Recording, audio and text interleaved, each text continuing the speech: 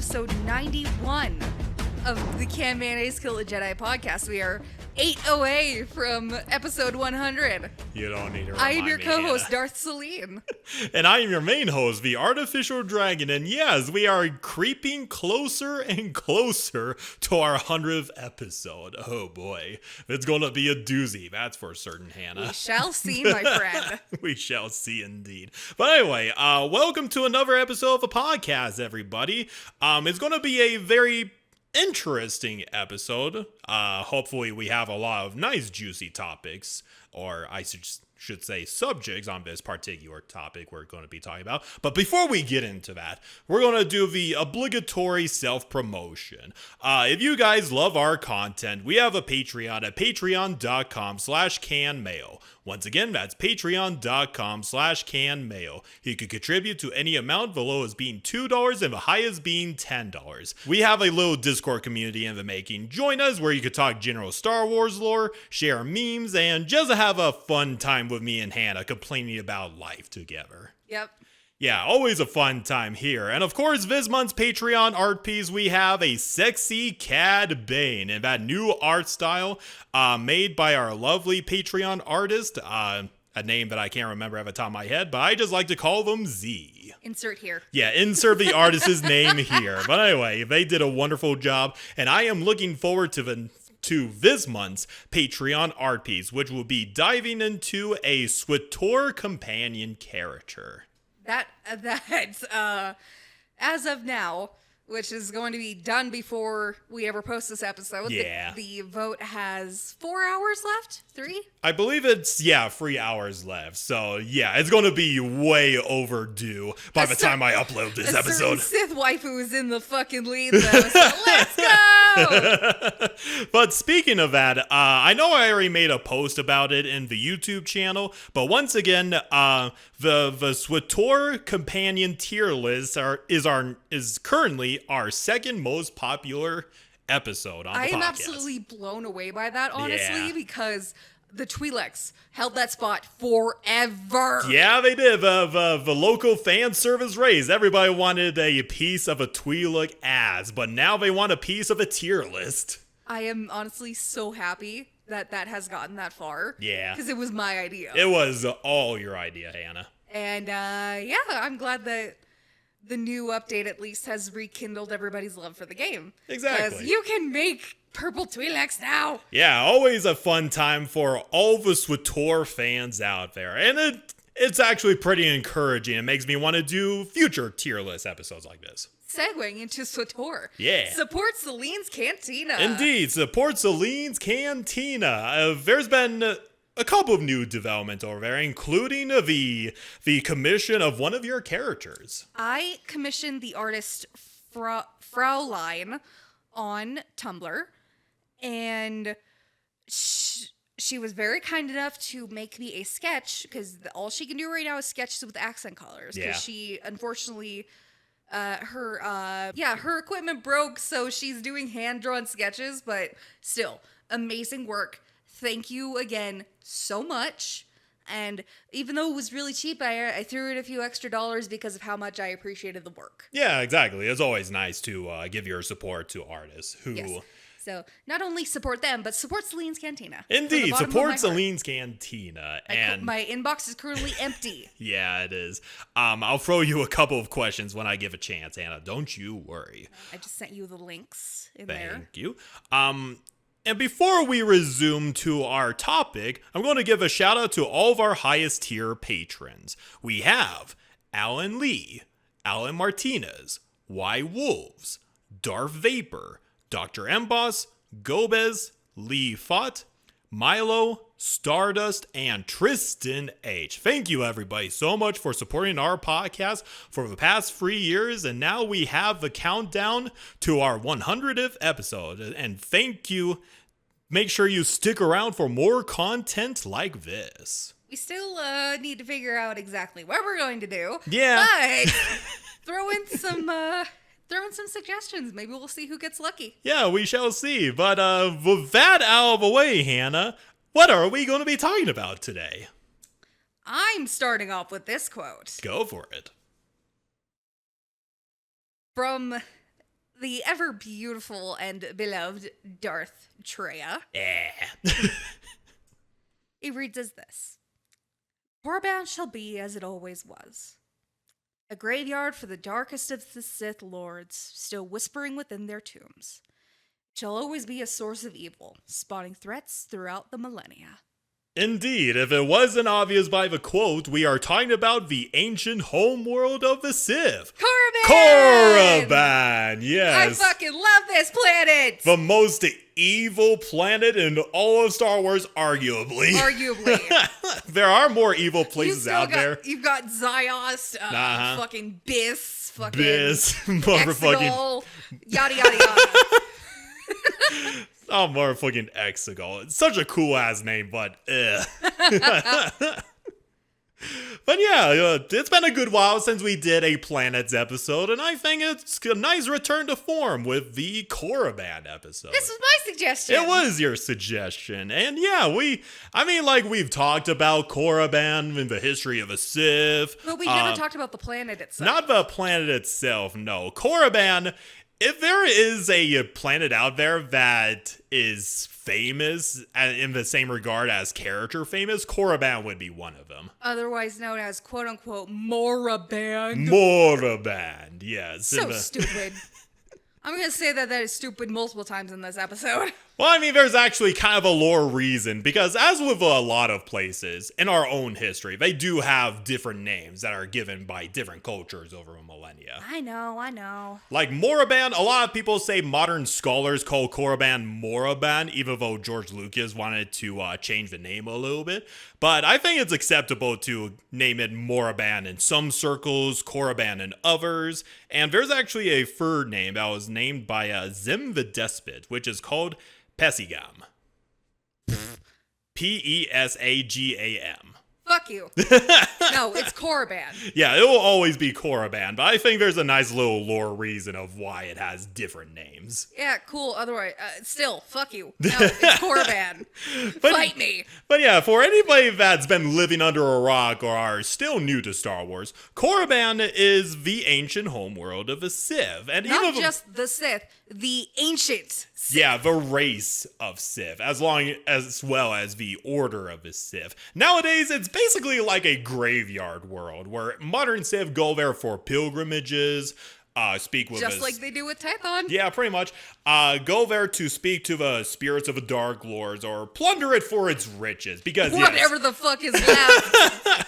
You're gonna get eaten by cath hounds. After like 25,000 years, I am really surprised there's still a crap ton of treasures on Korriban to plunder. I know, but the Sith probably protect that. That is true. They have a fuck all shit ton of Sith spirits, Sith hounds, and whatever monstrosities they have in their tombs. Yeah, I said cath hounds, but I meant Sith hounds and or Tukata. Yeah, Tukata. Yeah, they're good boys. They're such good boys. They're scary, but they're good boys. Yeah, they are always good boys. Anyway, Korriban is a planet in the Outer Rim territory within the Hyperspace system. Within this nebula called the Stygian Caldera. Otherwise known as in SWTOR, it is known as the quote-unquote seat of the Empire. Yeah, pretty much. That sector of the galaxy. Yeah. I'm going to show a couple of maps here and there, but this is basically what the Stygian Caldera is. That's where all the Sith worlds are. It's basically like a protective nebula, almost like the Excrium Nebula that protects Aigo and all that. Cool. And as we'll get into, it's been a huge natural barrier for the Sith worlds for millennia. Yeah, they were able to hide there for fucking ever. They were, yes, for a ridiculous amount of time. But anyway, so Korriban itself is surrounded by 7 moons, which is very surprising that we don't get much lore about these 7 moons of Korriban. I never even knew that there were 7 moons. Yeah, there are 7 moons. Like, what the fuck? Yeah. I wouldn't be surprised if those moons had their own Sith tombs of some kind. Or had their own lore to them. I That could is see also them true. probably being a part of Sith pureblood lore. Yeah. Like, they could be equated, like, with Greek mythology to the gods. Yeah. Because I know Sith probably had their own mythology. Oh yeah, they absolutely do. But let me see. So Korriban has a 28-hour day and night cycle and an orbital period of 780 days. Oof, that's a long year. Yeah, it's a very long year. And of course, as you know, as a SWTOR player, it naturally has a cold and dry climate. Yep. It has mountains, canyons, Looks like a fucking desert from it does. when you get there. Even more so than Tatooine, ironically enough. Yeah, you would think it would be hot, but yeah. no, I guess it's cold. A little bit cold, yeah. It has dry riverbeds, deserts, obviously, tombs, ruins, and fuck ton of tombs. Yeah, and ironically enough, it also has swamps. I've never come across one of those. They're probably nowhere near the Valley of the Dark Lord. It's probably in the middle of a desert somewhere. But no, I think it's kind of interesting because even though we know it as a desert planet, it does make me wonder what Korriban was like before the Sith became what we know of them as today. Yeah, it probably could have been a very beautiful, lush world. Exactly. Historically, Korriban exhibits a population of 9.6 billion. That's a fucking lot of people. That's even more than our own Earth right now, which is like 8 billion. Yep. And growing. Yeah. 94% of those, that population is Sith. They were Sith purebloods. Yeah. And the other 6% are other races, very likely slaves. Well, duh. who the Sith purebloods ended up mating with. Yeah. There have been several cities that have been established during and after the fall of the Sith, but one of Korriban's most prominent sites is the Valley of the Dark Lords. Fucking obviously, because 3 games include it. Yep, the Valley of the Dark Lords is basically a magnet for all sorts of characters to plunder its riches and all of that, and the Sith Lords. Yeah. It hosts, let's see. It is also the home of a great Sith temple and the Sith Academy. Yep. Basically, it's always kind of funny because there are like multiple Sith factions that kind of call it their own. They reuse, recycle. Yeah, I mean, technically Krei reuses Sith Academy. Of course she does, Technically, yeah. I'm not spoiling the fucking game for anybody. That is fair, even though we went through the entire Kreia episode like a while ago. But go watch that episode if you want to know more about Kreia. Gonna do that promotion there. But anyway, so yeah, as I said before multiple times, Korriban is the homeworld of the Sith. Much of their history is kind of shrouded in mystery because for very good reason. Yeah. But we do know that at least around 100,000 years before the Battle of Yavin, i.e. a long-ass time ago in a galaxy far, far away, at some point, our good old bug buddies, the Killiks, invaded Korriban. Not surprising, because the Killiks were once a very, very numerous race. Yes, they were. They had decided to invade a lot of worlds, and I think they had a brief conflict with the Infinite Empire so long ago. Yep. We'll have to get around to them one of these days. But anyway. For that, we have to read the Darkness trilogy. Yeah, we do. But yeah, the Killiks decided to invade Korriban, but however they did it, the Sith were able to drive them off. The Sith were like, fuck off, bugs! Fuck off, bugs! We're going to do some extermination work here. Though much later, they would be approached by another spacefaring civilization called the Infinite Empire. You probably recall this briefly from our History of a Sith episode. Yep. The Rakata. They get approached by the Rakata and they're like, let us diddle you. They were all like, well, first off, I mean, they were interested in getting slaves, but they were going old buddy-buddy with the Sith. They're like, hey guys, you love the dark side. We love the dark side. Maybe we could work something out here. They were not so subtly trying to reunite themselves with the Force. Yeah, pretty much. And it was the Rakata that introduced the Sith to Sith holocrons, the pyramid ones anyway. Yeah.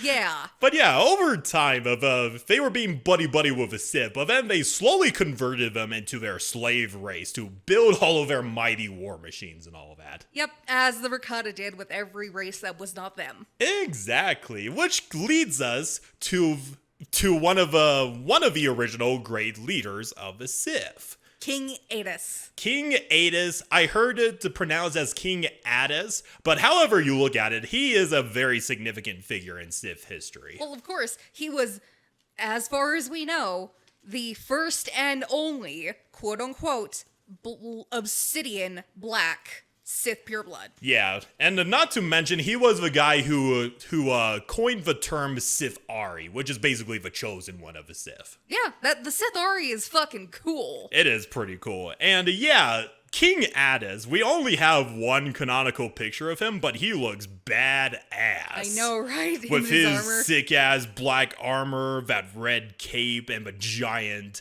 axe that he has. Look. Yeah. Of course, he pulled out the Book of the Sith for this one. Exactly. God damn, that is so cool. He is also Chunk. I know, but he's a warrior. Yes, he is a warrior. But yeah, King Adus, he was basically the undisputed king among the Sith. He was basically a god king among the Sith. Which, yeah, understandable. Yeah. He is such a peerless warrior that, for his period of his rule, which lasted over 100 years, it was called... Sith purebloods can live over, Yeah, they can live for a 400 long years. ass time. His reign was called the Reign of the Axe. So cool. It is so cool. And over time, he would be given the moniker of the Lord or Overlord of the Sith. Adus would become the one who saw all of his tomfuckery going on with Rakata. He's like, fuck you guys. I'm going to lead a revolution and kick you guys off of our planet. Fuck you guys, get the fuck off my planet. Fuck off. And eventually, with his military genius and unparalleled strength of the dark side, he was able to chase off Rakata. They're like, okay, this is not Like, worth it. fuck Let's it. get out of here. Yeah, fuck it, this isn't worth it. Yeah, and they conveniently left behind a couple of their ships that King Adus was able to commandeer. Oh, how nice. He got the Githzeran treatment. Yeah, and then King Adus was like, finally, my people are now unchained from the rigors of slavery. Now we could go forth from Korriban and conquer other worlds within our system. But unfortunately, he died within the battle. Oof. But That on the bright sucks. side, he did have those Rakata ships, which allowed the Sith to colonize numerous nearby worlds, such as Ziost, Malachor V, and Tund. Yep. But yeah, after the death of King Adus, he was basically the guy that was holding the Sith together. And with his death, there was a massive power vacuum, and that incited a civil war between rival warlords. Well, of course. Which- They were tribalistic people, especially back then. Yeah, exactly. And I think this civil war basically lasted 20,800 years, which is insane to think That's about. one way to explain it. Jesus. Yeah, that's one way of looking at it. But yeah, during his years of strife, Korriban would be sorta kind of abandoned by the Sith, and they would go on to establish Ziost as basically the capital of the young That was Sith their Empire. quote-unquote capital. Quote-unquote capital. And Korriban, it was basically left to its own devices, mostly populated by the zealots of the Sith Empire. Like, it makes sense. It's if you want a comparison of a real-life capital of what Korriban is, it's basically like the Mecca of Star Wars. Mecca? What's the other place I could use? Crap. MECCHA. Oh, okay, yeah, I get it. Yeah, you got me now. I thought you meant MECH. No, not the robot mecha. Yeah, it's a very important place Like for ancient Athens. Yeah, ancient That's a better Athens. one. Thank you. A very important religious capital for the Sith, if you want comparison. Yes. But anyway, so Korriban would be kind of left to its own devices until one fateful day. You probably know where this is going if you know anything about the history of the Sith. What was it? The fight between Kresh and Sadao, or Revan showing up? No. Before that. Okay. The arrival of the exiles. Oh, right. The motherfucking dark Jedi that went to war against their brothers in the 100-year darkness. And the Jedi were like, okay, we're going to put you on this ship and send you into the edges of the galaxy. One of those dark Jedi was Ajunta Paul. Ajunta Paul, yes, he was the leader of the dark Jedi. But aside from Ajunta Paul, I'll send you pictures of him in a little bit. I'll send them in order for you, because even though there's 12 of these dark Jedi, these are just the noteworthy ones that people have names for. The first one here is Ajunta Paul. Gonna bring out their names in a little bit. But yeah, Ajunta Paul is... I see Zosan. Yeah. High General Ajunta Paul, Black Legion's commander Zozan, Admiral Baron Romulus Drypa, Kurniz Mur, and Sarazis Zane. I think I have, at one point in the story, I dressed up Naviri in Lord Drapa's outfit. Of course. Because I thought it looked cool. I had no fucking idea who this character was. That's funny. Yeah. Yeah, some of them have really weird-ass names. Like the second image, Zozan, it's literally spelled as Xoxaan. Yeah, that's why I said Zosan. Yeah, it's such a weird... Whenever I put it into Google Translate, it just says Exan. Well, duh. It's not an actual translatable word. I know. Purely Star Wars. Yeah. And I of like course, it, though. yeah, she's an interesting character, aside from a name, but anyway. They're scary. Yeah. And then Kurniz Mur, we all know him as the guy who created the Mur Talisman and spread the Rakghoul Plague. Yep. Sarazis Zane, the mother of the Leviathans and all the Sith spawn that we know. Yeah, these, once again, even though it sounds like there's like 5 of these dudes, there were like more. 12 dark Jedi that arrived on Korriban, and there was this new king of the Sith that was trying to reunite the Sith, and he was like, these dark exiles, they are powerful in the Force, maybe I could use them for my own ends. And then Ajunta Paul basically dethroned him and made himself as the new ruler of the Sith. Yep. Yeah, classic backstabbing going on here and there. 'Tis the Sith way, as Exactly. I always say. And yeah, and after that, the exiles would elevate themselves as godlike figures on Korriban, becoming the new rulers of the Sith. And under their rule, they decided to interbreed with the Sith. That's where the term Sith pureblood comes from. The purebloods are like the hybrids. The human Sith hybrid. Yeah, basically the human Sith hybrids. But they think that's more pure. Yeah, even though... I mean, looking at it, Vitiate's more pure than a fucking normal-ass pure-blooded Sith. Yeah, that is very true. But yeah, under their rule, the exiles properly founded the Sith Order and the first proper Sith Empire, thus beginning the golden age of the Sith. Which leads us to the next rightful ruler of a Sith, who is Marka Ragnos. Yes! Yeah, Marka Ragnos is pretty cool. Bull-headed king. But yeah, like Marka Ragnos, he proved himself. We don't know too much about his life except as the ruler of the Sith and all that. But he proved himself as a very powerful Sith. And when the previous Dark Lord of the Sith died, he challenged his rival, a Sith Lord by the name of Seamus, which, if you remember from our History of the Sith episode, was just a decapitated head. Yep. And as I remember from Jedi Academy, this man is so significant in the history of the galaxy that his name carried on into Luke's fucking Jedi Order with the Cult of Ragnos. Yep. You gotta make some fucking mark on history to be remembered thousands of years later. Yeah, exactly. Even though he's basically a specter at this point. Yeah, he's still a specter. He's just like, I don't care.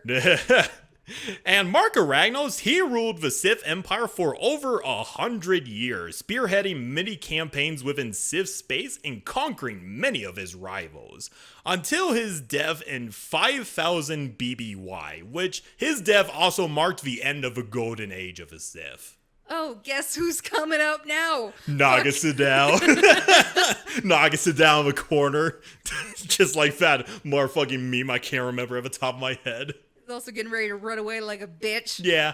And then, of course, we know the entire thing. Go watch the History of the Sith episode, Yep, the go first watch part. part 1. Part 1. It's so funny and good. I love it. Of course, Mark Aragnos comes back as a Sith spirit, vaguely warning them that, Like, this is gonna fuck up. this is gonna fuck up. And then a little bit afterwards, Korriban had new arrivals in the form of 2 Tenet explorers, brother and sister, Gav and Jory Daragon. I'm gonna send a picture of them as well. You can also get, their... I think Jariel's outfit is available for purchase. I wouldn't be surprised. But yeah, these guys, even though they're kind of insignificant, they were unintentionally the people that led to the Great Hyperspace War. Yep, I remember. Yeah, because their story is a little bit tragic because their parents were hyperspace explorers. They died. Now Did they we took... not cover this in the episode of The Sith? That is true. Just a little bit of a refresher because it's been a long ass time ago. Fair enough. But yeah, they went all the way from Makuras Major, which is now the Empress Teta's system, all the way to Korriban and a random blind jump through hyperspace, which is the longest blind jump anybody's ever made in history. Yeah, look at that. That's ballsy. It is very How ballsy. do you not get lost? They were pretty desperate in that moment, so I think the Force was also aligning. The Force was like, fuck it, I'm helping these dumb fucks. I'm bored. Oh, there's these twins that are desperate. Why not? Might as well start another intergalactic war for the lows. Yep.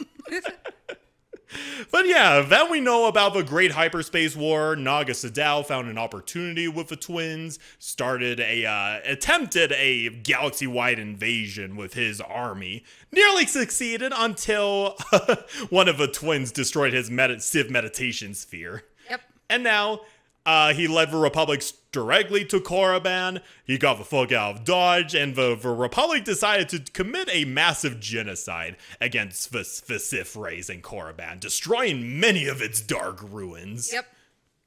Always gotta love it. The Jedi and the Sith committed numerous acts of cultural genocide against the other. It's hilarious sometimes.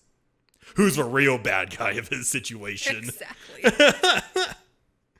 But yeah, then after that, the Korriban would become isolated once again. Like, its position on star maps was just basically removed for a good majority of its history. Of course, it would be visited by significant figures in history like Exar Kun, Darth Revan, so on and so forth. At one point in its history, it would be discovered by the Zerka Corporation. Of course, because the Zerka's always sticking their nose in fucking everything. Yeah. Like I said in a couple of episodes, the Zerka Corporation is basically the trade federation of the Old Republic. Yeah. But yeah, they decided, this world that's infested with Sith artifacts, temples, powerful in the dark side, we're going to make it into a company headquarters. Yeah, that's basically the headquarters of a Zerka Corporation. Oof. That didn't last long. No, it did not. How? Were they trying to be cheap? I am legitimately curious, but regardless. I wouldn't be surprised. But anyway, let me see, kind of jumped ahead a little bit here. And then, of course, hundreds of years later, Vitiate Sith Empire would reclaim Korriban, becoming one of the first battlegrounds and first planets that they reclaimed in their invasion of the Republic and all that. Yes. Entire cinematic trailer, if you want to know go that. watch the very first fucking cinematic trailer for SWTOR. And of course, they revived the Sith Academy, trained all their future initiates and all that. Significant beginning stories and many, two of the Sith characters. The only 2 Sith storylines. Okay, you can play. 2 dark side characters. How's that sound? The quote unquote soon to be Darth Nox and Empire Wrath. Yep. Empire's Wrath. Yeah. Very important. Obviously very, very important. And then, of course, it would be attacked not long after by the Eternal Empire, which reduced many of its temples to rubble. And then, once again, it was abandoned for unclear reasons, because we haven't gone that far in the SWTOR storyline yet. And then it would be taken over by the Brotherhood of Darkness, if you remember those guys. Yeah. I think at some point it briefly got blockaded by the Eternal Empire. Yep. Because Arkin is a petulant fucking child at that point. Yeah, because there was like a star fortress over it, right? Yes. Yeah, that makes sense. He put a fucking star fortress over the capital planets of both sides. Yep. And several other key planets. It's like, Arkin, what the fuck were you doing? Oh boy, he wanted to send a message, Hannah. Again, his wife just looks at him like, what the fuck? And he's just like, I'm sorry. He's all like, that was a different time, honey. I've changed. But yeah, it would be kind of a birthplace of many Sith Lords. Like Darth Bane would learn much from the libraries of a Sith Academy. And he would go wander off in the Valley of the Dark Lords, not find much, but it still was monumental for his development as the founder of the Rule of Two Sith. Then once again, Korriban is just abandoned in the middle of buttfuck nowhere. They really like to abandon their homeworld for they some do. fucking reason. I don't understand why. The more fucking Sith, I don't know if I would call them like deadbeat dads. In this case, they would be the deadbeat children. Not even deadbeat children. It's just like, you have a house and you come back every once in a while. It's like, that... The summer home or something. Yeah, the summer home or the second home, and you barely go to it, but you Yeah. just keep leaving. Yeah. What the fuck? Korriban's a more fucking summer home from hell. A summer home from hell. A summer home that's haunted. Yeah, exactly. Maybe that's why they couldn't keep it as a permanent home. Fuck off, ghosts. We'll see. But yeah, Korriban would be visited periodically by members of a Rule of Two Sith, including, as we remember from the previous episode, Darth Plagueis. Yes. Who visited like, give me proof that Sith ghosts actually exist. And then Marco Ragnos is like, you fool! Fuck you! Yep, y'all heard my fucking rant on that in the last episode. Yeah, exactly. And then, of course, there will be a couple of important events. Once again, going down the line of corporations, the Corporate Alliance made Korriban part of its company headquarters. All of these motherfucking corporations, just looking at that, they're like, that's free real estate right there. How the fuck didn't the Sith spirits do anything? It's like, hey, these big ass corpos are fucking up our home world. You would think that at least Mark Aragnos would be like, fuck off. What the fuck are you guys doing? Get off of my lawn. Yeah, get off my lawn. I just think that's very funny that Korriban, the most evil planet in the galaxy, is property of several mega corporations. That's fucking ridiculous. It is very ridiculous, but I think that's hilarious. It is. And at one point, according to, let me see if I can find a couple of entries, because Master Yoda, he was patrolling Korriban one time. Yep. Like, he was like, oh yes, Clone Wars and then a different time before that. But he was like patrolling Korriban one time, and he came across one of the Sith hounds, and this is what he says about it. Still prowl Korriban, they do. Lost my Kaibak mount. Kaibak. Yeah. Lost my Kaibak mount while patrolling there, and chose another I have not. Heavy my heart is. Why the fuck are Kaibaks, who are essentially, picture a antelope or deer, Yeah. but on two legs. Mm-hmm. That's a Kaibak. Yep. Why the fuck is it on Korriban of all places? It's one of Yoda's most trusted companions, remember? I know, I remember, but he's like, I gotta find another one. Dude, how? Are you gonna go all the way to fucking, Kashyyyk. Or, no, not Kashyyyk, Chili. Chili, yes, thank you. Are you gonna go all the way to Chili just to get another Kaibak? Oh, man. But anyway, where was I? Okay. During the Clone Wars, it became the center of a battle between the Separatists and the Clone Army that was led by Eve Koff. Quinlan Voss would go to Korriban a couple of times when he was undercover as Dooku's apprentice and all that. Not surprising, he probably went there with Ventress. No, he didn't. Well, okay. this is Legends Quinlan Vos. He went there for another reason, to get a ancient Sith holocron for Count Dooku. I know, but I was trying to do, just make a funny joke. Like, he's just casually having date nights there with He's his just having girlfriend. a date night with Ventress on Korriban. A more fucking honeymoon retreat for the both of them. I needed an artist to draw that. Ventress and Quinlan Vos having a honeymoon retreat Or just on having Korriban. a nice picnic on one of the fucking buttes. Yeah. That'd be fun. That's hilarious. But anyway. And then, of course, we know that Master Yoda would go to Korriban to uncover the secrets of becoming a Force Ghost and all that. Such a great arc, by the way. Where he meets the ghost of Darth Bane. who, how the fuck did he ever end up on Korriban as a ghost anyway? I'm gonna chalk it up to Darth Zana giving him a proper funeral there. Because, okay, there have been a couple of tombs from the old Sith up to the current Sith where they actually put up tombs. Like, there's the tomb of Darth Vader that Palpatine made for him. Fuck you, Palpy. You did not respect Anakin enough to do that. But I'm just going to throw that out there because, yes, Korriban is a burial site of the Sith. So, of course, they're going to entomb. Fucking shit. Because, yes, they're going to follow that tradition up to the modern day. That is pretty cool. I do like the idea of Zana giving him a funeral. Yeah. And properly burying him on the Sith homeworld. But I think the more important question that you should be asking, Hannah, is how the fuck does Yoda know about Darth Bane to begin with? I know, right? That's a good old plot hole. Oh, man. Canon Legends is blah, blah, blah, blah, blah, blah. But anyway. But the best part about that episode? Yeah. Bane is voiced by Mark Hamill. Mark Hamill, Joker / Luke Skywalker himself. Yes. I heard he's now And Chucky. Yeah, I heard he's now retiring from Luke Skywalker. That sucks. I mean, makes sense. Yeah, you gotta give the guy a break. To be fair, whoever the fuck was in the sequels was not Luke Skywalker. No, unfortunately. I don't know who that man was. Luke Skywalker? I don't see him. Anyway.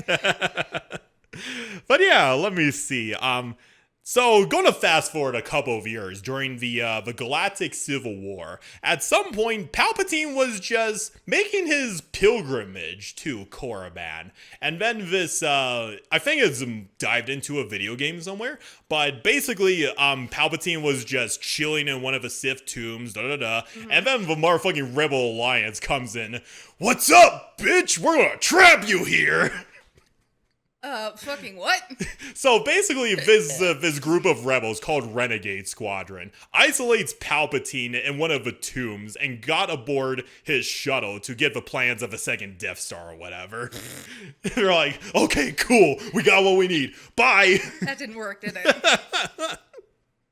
No, it probably didn't work. Palpatine, I'm just imagining Palpatine's just in the middle of his pilgrimage, and then he gets trapped. He's like, what the fuck? He's just standing there like, the fuck? I didn't even do anything. Just leave me the fuck be.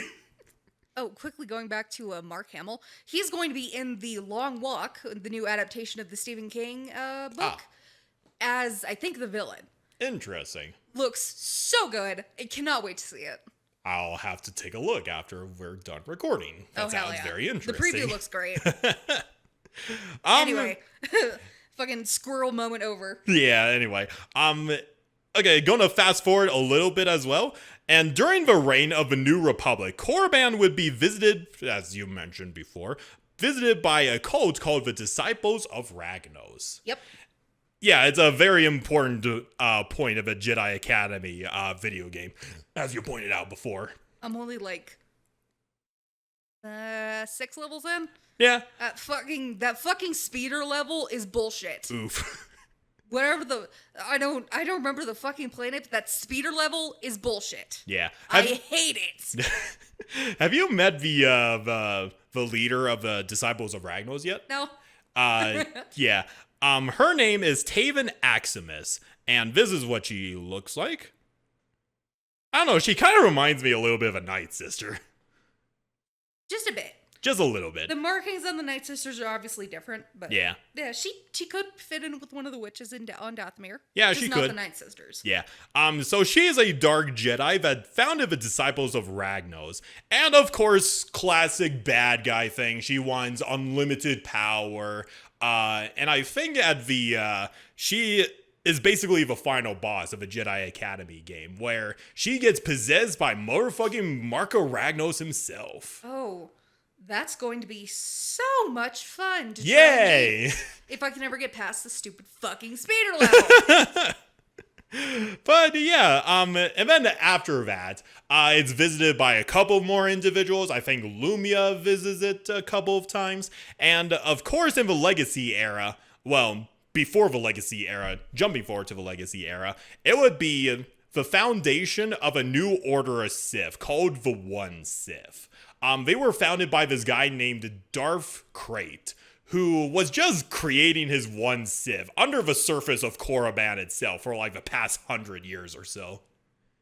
Okay. So yeah, Korriban once again becoming a very important capital for the future generation of a Sith. And that's basically all that we have on Korriban. That was not as much as I thought there would be. Yeah, despite being a significant center point of the Sith, it's just abandoned a majority of the time.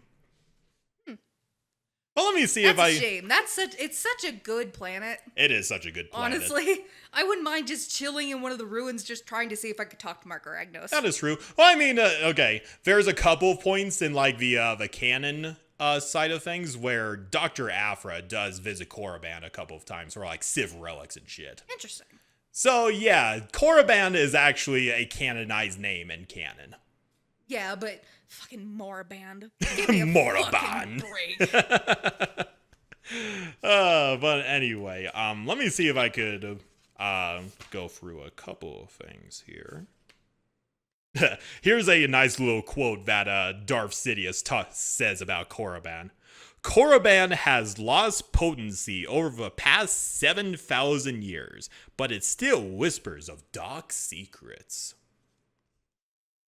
So yeah, over time, of course, with the extinction of the Sith, more than is needed, Korriban just kind of loses its potency in the dark side, but every once in a while, it still has that presence to it. It's a very, very foreboding place, as we've seen in the Clone Wars. Well, of course, and in KOTOR 1 and 2. Yeah, very especially true. number 2. Because even if you, like, as soon as you step off the ship, Kreia tells you, don't fuck with anything. Don't. It reminds me of that motherfucking scene from Aladdin when we go into the treasure room from the magic carpet.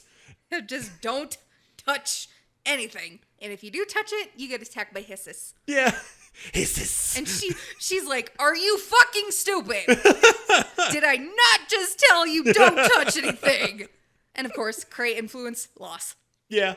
But I think it's also kind of interesting that there were like a couple of cities colonized here and there, mostly by the Zergo Corporation. But yeah, they didn't last too long. Mm-hmm. But yeah, that is all that we have on Korriban / Moraband. Korriban. Yes, we'll always call it Korriban. Got any closing statements, Hannah? Not really. I didn't really have anything to add with this one. I kind of already knew as much as I could about Korriban. Now I know I kind of glossed over the one Sith because we'll cover them in the history of the Sith later. Yeah, exactly. Either as their own dedicated episode or one we eventually talk about Darth Krayt, because he is a whole other can of worms, Hannah. Yeah. He is legitimately an interesting character. The whole Legacy era period is a whole can of worms. It will be interesting to dive into. People are always asking me, hey, when are you going to talk about the High Republic? Better yet, why aren't we talking about the Legacy era of Star Wars? I barely looked into Jagged Fell and I'm like, what the fuck? Oh, the Emperor, yeah. Yeah. It's just like, okay. Yeah, he's actually kind of cool as well, as long as the Sith Empire and all that. But I'm kind of getting off track right now. But anyway, I hope you guys enjoyed this episode. Hear us ramble about Korriban. Wish we could have gotten more on it. It's also kind of a shame because even though it has a lot of fauna, a lot of it is corrupted by the dark side anyway. There's no mention of like plants on Korriban, which is really peculiar. Yeah, the only quote-unquote fauna are Tukata, Hissis, Yep. and chlor slugs. Yay! Yay! That is all. That's all, folks. That's all. It's just giant worms with sharp-ass teeth and claws, giant mutated dogs with sharp teeth and claws, Yeah. and giant lizards with sharp teeth and claws. Oh boy, Australia, my favorite. There are no spiders there, surprisingly. I wouldn't be not surprised if exactly there are Space spiders. Australia. No, that would be Dathomir. That's Dathomir. But yeah, I hope you guys enjoyed this little episode. I legitimately wish we had more to talk about Korriban-wise, except for the Seven Moons side of things. But Star Wars being Star Wars, it doesn't expand on a lot of details. Wasted potential. Wasted potential. But I still had a lot of fun with this episode. But yeah, that's our episode of Can Mayonnaise Kill a Jedi? Or in this case, how spoopy can Korriban be? It's just an old haunted house. It's a...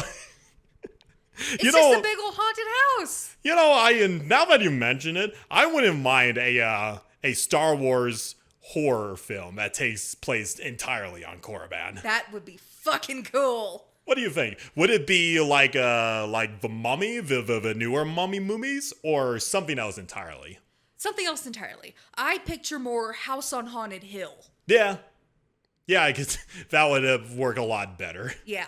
Especially with Marco Ragnos as being the main antagonist. If anyone ever wants to make a horror-based Star Wars project, do it on Korriban and make it like the same concept of House on Haunted Hill.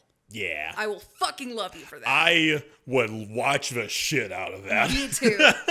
Also, don't use AI. No, do not use AI. But anyway, guys, I hope you guys enjoyed this episode. Look forward to the next episode because we will be diving into another race, a personal favorite of mine. With that, you want to close us out, Hannah?